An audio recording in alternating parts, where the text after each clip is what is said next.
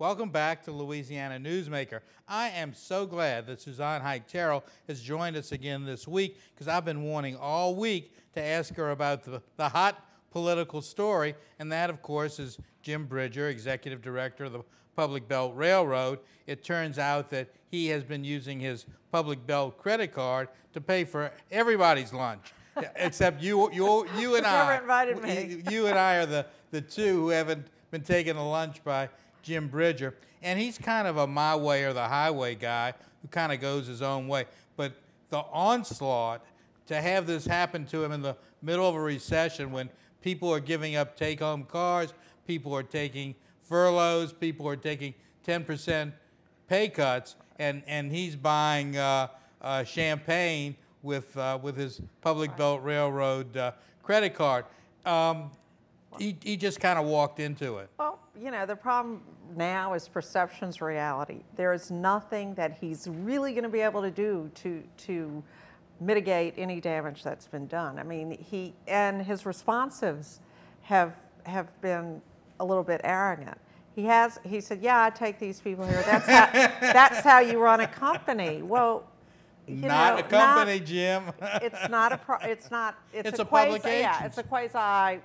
Private, quasi-public. I mean, but it does. And the fact that it earns its own revenues does not change the fact that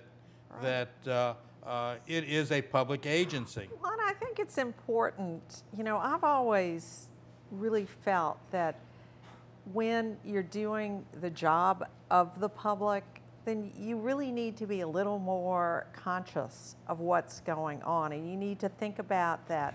Using that credit card for that meal or for that gas or for whatever it is, because if nothing else, even if you're totally have no conscious decision about it, somebody's going to see it at some point. So you not only have to be conscious about how you're using it, you have to be able to respond to what it brings to the public, and that's the bottom line, because he can claim, and probably in some cases, he can prove that these meetings, you know, maybe he was with the people from the port, or maybe and he's gotten freight moving, but if you can't. But you got to be able to specifically say the reason is that I was hosting the president of the Big Eastern Railroad, and they want to do some work with the port, and I'm trying to get this deal done because Houston wants it too, and blah, blah, blah, blah, blah. And then nobody can very well argue with it. Right. But when you pull it out at every occasion and you say, this is my Public Belt credit card and just charge it to me, you're really charging it to the taxpayers. And you know, in a private business, that wouldn't happen, because if your board of directors in your private business didn't catch you, the IRS is going to ask you, what did you do that for? So that's what's really interesting, is that he, I guess, felt like he didn't have to respond to anybody. Now, you know, I don't know the governing, I know that there's a board, and I know that it's a lifetime appointment or an awfully long appointment, but I don't know what their checks and balances are. But there are a number of other quasi-public agencies in this town where executive directors earn large sums of money, far more than the mayor, and probably if you checked their credit cards, you would find that they too had been very generous. It's going to be interesting to see how far all of this goes. Exactly, because the bottom line is that it's the public that everybody's supposed to be serving, whether they're in City Hall or at the office of the Public Belt. You know, essentially they're supposed to be serving the taxpayers and the people, and you know, it is a tough time.